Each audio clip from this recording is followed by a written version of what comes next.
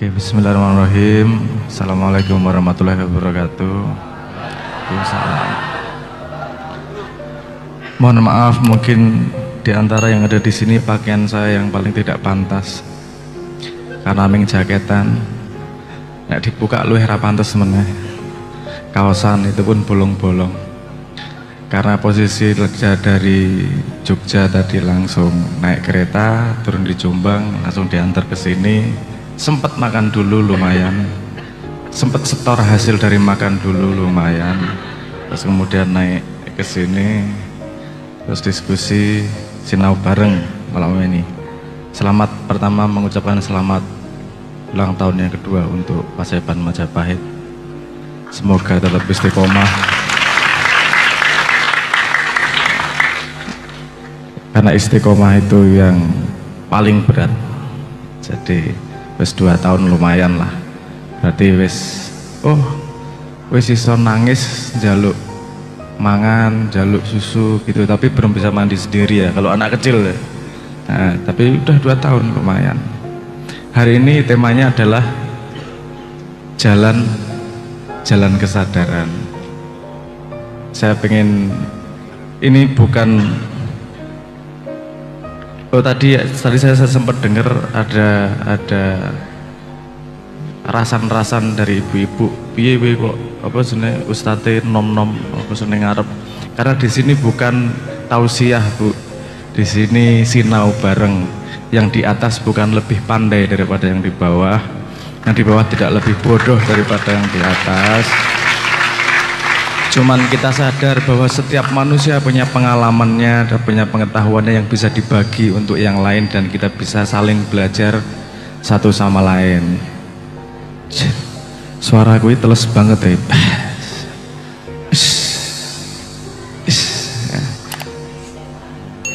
Iya, selalu seperti itu kalau sama ibu-ibu. Yang ditunggu nyanyinya, ngomongnya nggak penting kan gitu. Ya toh. Saya sudah warning dari tadi, naik nggak boleh langsung nyanyi, karena yang utama di sini adalah sinau bareng. Nyanyi itu hiburan, kalau lagi capek, kalau lagi itu apa namanya, lagi butuh dilus-lus, nanti pasti nyanyi, tenang aja. Tapi jangan jadikan itu menu utama. Kalau pengen dengerin orang nyanyi, nyetel kaset, ngerungok kayak radio. Nah ini bukan berarti saya tidak mau nyanyi, nanti nyanyi gampang lah urusan nyanyi. Saya udah 15 tahun nyanyi, jadi nyanyi apal lagu-lagu, tenang aja, gampang itu. Tapi di sini teman-teman juga ada harapan sinau bareng, jadi yuk kita sinau. Bernyanyi adalah salah satu bagian dari sinau bareng. Ngapunten nggih, ini kita sabar dulu nanti Pak nyanyinya. Sebentar, saya punya kewajiban untuk ngomong tentang jalan kesadaran. Sebelum saya ngomong tentang jalan kesadaran, saya pengen mensensus dulu. Di sini yang penderita cacat tuna asmara, mohon tangannya naik dulu. Alias masih jomblo kinyis-kinyis, belum pernah ditompo cewek satupun, coba angkat tangan. Ono ora iki kira? Rasa isin ra apa? Wes iki sadar diri iki. Bukan hina, tenang aja, semua orang pernah mengalami seperti itu, pernah mengalami menderita seperti Anda. Angkat tangan. Oke. Sing tahu ditolak cewek sapa? Angkat tangan. Oke, banyak, oke, lumayan. Yang pernah ditolak lebih dari 10 kali sapa?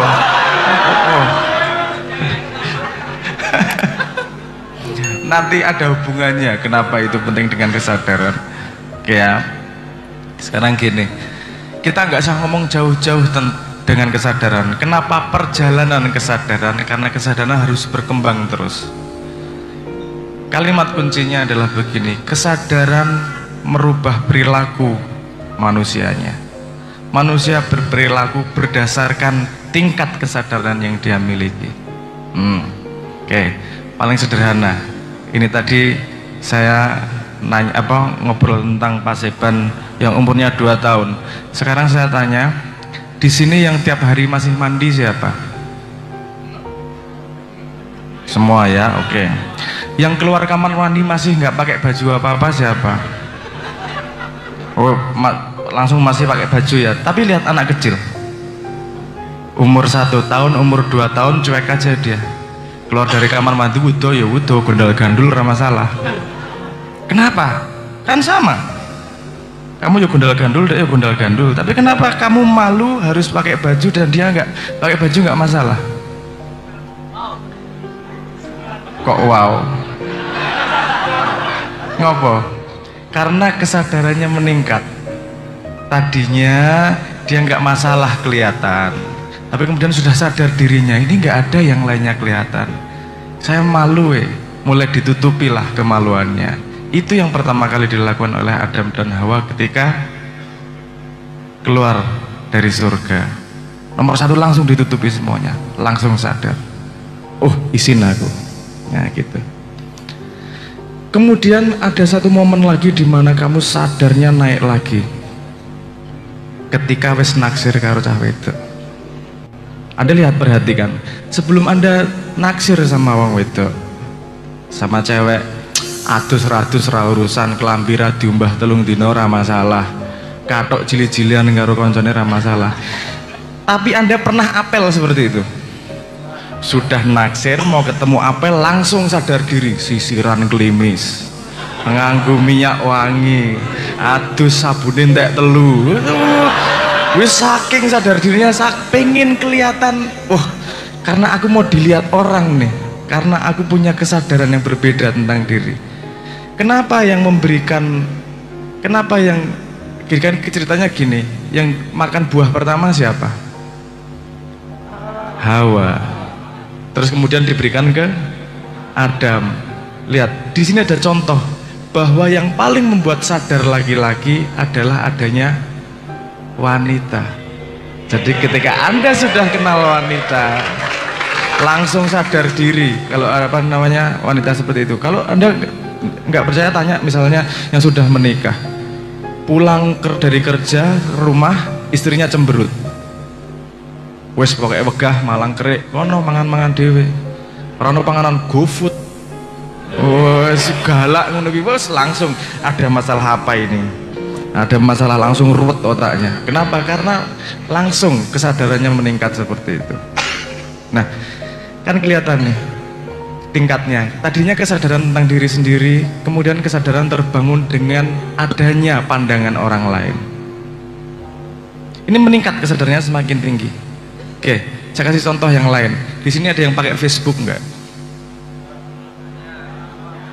Oke, ada yang lebih pakai Facebook lebih dari 2 tahun ada? Coba Anda ingat-ingat status Anda 2 tahun yang lalu. Kenapa tertawa? Gila nih. Jijiki, alay. Pengen tak beleh rasanya nek gue ketemu gue sing 2 tahun yang lalu ya. Pekok mentol iki gitu. Kenapa Anda sadar diri melihat? Padahal ketika nulis nggak gitu toh. Ketika nulis puisi 2 tahun yang lalu rasanya, wah ini puisi paling indah sedunia ini. Dek, apakah bapakmu seorang pembalap? Kenapa? Karena kamu ngetrek di hatiku. Kuwi wis rasane puisi indah banget kuwi rasane. Saiki kowe maca ya Allah goblok rek. Aku jijiki rek, gila nih kan itu. Kenapa Anda punya pandangan seperti itu? Karena kesadaran Anda meningkat. Anda lebih tahu lebih banyak, pengetahuan Anda lebih banyak, kesadaran Anda meningkat. Kadang-kadang kalau tidak disadari bahwa kita meningkat kesadarannya, itu kadang-kadang kita tidak membangun kesadaran. Jadi kesadaran kan gini, tadinya sama diri sendiri nih, bahkan sama diri sendiri yang kemarin. Kita menyesal karena kita kesadarannya meningkat. Kadang-kadang kita tidak sadar bahwa ada orang lain yang membutuhkan kesadaran kita. Nih, salah satu contoh perilaku yang terlihat beda kesadarannya. Anda pernah naik motor di tengah jalan, pernah nggak mengalami ada orang naik motor di tengah-tengah dan lambat? Ketek, ngesen kiwa menggoe kanan. Pernah ngalami? Pernah. Kok bisa dia seperti itu? dia tidak mengingat kesadaran bahwa jalan ini milik umum, bahwa dipikir jalannya sing gawe mbae po, dipikir. Jadi dia tidak menyadari bahwa jalan ini milik umum. Kalau aku misalnya di tengah menghalangi orang lain atau tidak ya, saya merepotkan orang lain atau tidak ya. Nah, perilaku manusia sama sekali berbeda ketika kesadarannya lebih lebar. Anda tidak akan melakukan dosa kalau Anda sadar mati. Kenapa? Kalau Anda saja bisa menyesali 2 tahun yang lalu, ketika Anda mati pasti menyesali semua hidupmu. Kenapa putusannya? Ya enggak? Jadi orang agama mengatakan gini, ayo ojo lali bahwa kowe engko meninggal suatu saat, husnul khotimah kalau bisa. Nah, itu menyadarkan Anda bahwa suatu saat Anda akan melihat perjalanan hidup Anda dan mana yang Anda sesali. Agama juga mengajarkan bahwa hati-hati berlaku nih. Ketika orang sadar bahwa dia akan mati, perilakunya pasti sama sekali berubah. Karena dia akan menjaga dirinya agar tidak berbuat sesuatu yang akan dia sesali suatu saat nanti. Nah, berkembang terus nih kesadaran ini. Bahkan dari sudut pandang kesadaran, sabar itu berbeda. Sabar itu bukan berarti diam. Sabar itu berperilaku paling tepat dalam keadaan itu. Ada sebuah keadaan, kamu berperilaku paling tepat dalam keadaan seperti itu untuk kebaikan sebanyak mungkin orang, itu sabar. Kadang-kadang sabarnya harus diam. Nah, aku ngomong tambah ribut ki. Ono status ra cetha tak nengke wae iki. Daripada ribut. Tapi ada juga jane aku wegah ngomong tapi tak sabar wis tak ngomong lah. Kenapa? Karena Anda harus meluruskan sesuatu yang memang tidak lurus pada momentum itu. Padahal kamu gak seneng ngomong. Kamu harus sabar pada yang kamu inginkan, tapi melakukan yang seharusnya dilakukan. Paham maksud saya ya? Nah, semakin lebar kesadaran, dia akan melewati rentang waktu. Kamu akan memahami masa depan, masa lalu. Semakin lebar ruangnya, kamu akan memikirkan orang lain. Bekerja dengan kesadaran mencari duit, yang kamu cari nomor 1 adalah bagaimana mengambil keuntungan. Kalau kesadarannya adalah mencari uang untuk memberi makan anak istri, konsentrasi nomor 1 adalah mencari rezeki yang berkah. Beda sama sekali nih. Sebuah kesadaran akan membuat perilaku yang sama sekali berbeda. Nah, kadang-kadang manusia tidak memahami bahwa kesadaran itu perlu ditumbuhkan, perlu dibangun. Kenapa? Karena iki nyon saya ibu-ibu, ini saya ngomong agak sains sedikit. Karena apa yang kita sadari ini 1 banding 300.000 dibandingkan apa yang tidak kita sadari. Atas sadar itu 1, bawah sadar itu 300.000. Banyaknya segitu. Makanya dalam Jawa ada ngomong ilmu kuwi kelakone kanthi laku. Karena yang kita sadari ini kita lakukan setiap hari sampai kita tidak menyadari bahwa kita menyadari. Paham maksud saya? Karena kamu ngelakoni terus, kamu menyadari bahwa oke, aku hidup ini pasti diawasi Tuhan dan aku tidak mau menyesal dengan perjalanan hidupku. Jadi aku akan melakukan segala sesuatu yang membuat Tuhan senang. Salah satu contohnya misalnya, aku tak apik karo kabeh wong, aku tak mesem karo kabeh wong. Awalnya itu disadari terus. Tapi lama-lama kelakon sampai kamu lali bahwa itu datang dari kesadaran itu. Kamu tetap mesem, tetap baik karena memang kamu orang yang baik dan mesem. Nah, kelakon ilmu lagian. Paham maksud saya? Bukan karena alasan-alasan itu, bukan karena iming-iming itu. Iming-iming itu untuk awal kesadaran. Ketika sudah berubah perilakumu, kamu akan menyadari sesuatu yang lain yang lebih luas. Tapi yang kemarin ilmu ini sudah kelakon dan jadi ilmu dalam dirimu. Nah, perjalanan kesadaran adalah seperti itu. Perjalanan kesadaran adalah menyadari bahwa kita yang tadinya cuma sadar sendiri, kita sadar bahwa ternyata ada orang lain juga. Orang lain itu tidak hanya tetangga, tapi ternyata juga jauh. Ada orang sedunia misalnya. Ada orang sekampung, ono wong sekecamatan, ono wong sekabupaten, ono wong sak negara. Kemudian ada lagi alam. Aku apik ning wong ning ora apik ning alam, berarti kesadarannya belum tuning tentang alam. Kemudian kesadaran masa depan. Kalau aku melakukan ini mungkin baik sekarang, tapi masa depannya baik atau tidak? Misalnya kalau Anda mau sekolah, Ini Anda sadar atau tidak sadar, saya tidak sadar ini. Mumet ya. Gue mbah sadar mbah ora, tapi ketika Anda sekolah, itu Anda menyadari keperluannya di masa depan. Karena lebih menyenangkan main daripada sekolah, ya toh. Tapi Anda mengorbankan mau sekolah demi punya demi punya bekal untuk menghadapi masa depan. Anda mengorbankan sesuatu untuk masa depan. Pengorbanan yang tepat akan mendapatkan jawaban yang baik dari Tuhan. Karena bisa saja kamu pengorbanan yang salah tidak akan mendapatkan jawaban yang baik dari Tuhan. Ini bukan saya yang ngomong, ini yang ngomong Al-Quran dengan kisah Habil dan Qabil. Dua-duanya melakukan pengorbanan dalam hidupnya, memberi persembahan dua-duanya. Yang satu diterima Tuhan, yang satu tidak. Pengorbanan yang tepat akan menghasilkan sesuatu yang memang kamu harapkan dari Tuhan. Misalnya ada gini, kamu harapannya pengen pinter, tapi nggak mau mengorbankan belajar, sampai nggak akan sampai. Misalnya pengorbanan salah, kamu pengen punya duit, aku mengorbankan diri akan tapa di dalam gua 3 tahun. Ya apa kali itu duit, mau duit ki saka kerja kok. Paham maksud saya?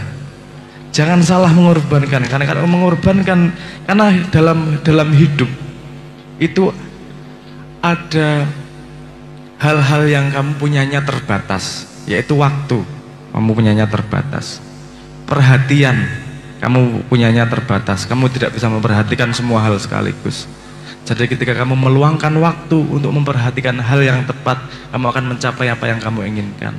Bagaimana ketepatan waktu dan perhatian ini dengan seberapa tinggi, seberapa luas kesadaranmu terhadap hidup dan jagat ini.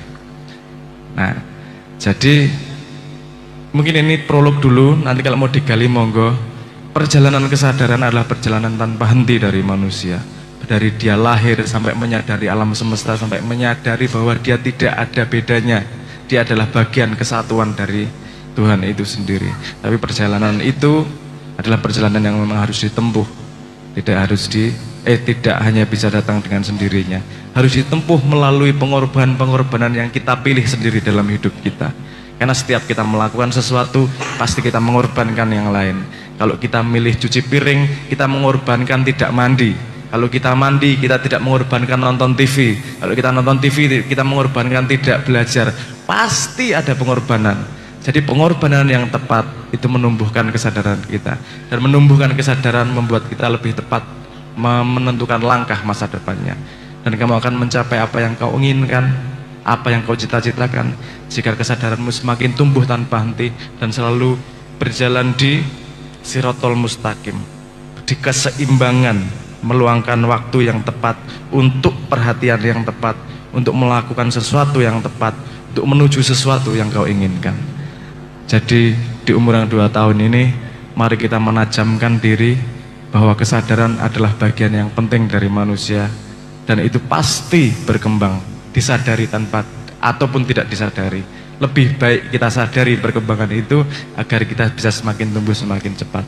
Sekali lagi selamat ulang tahun untuk yang kedua.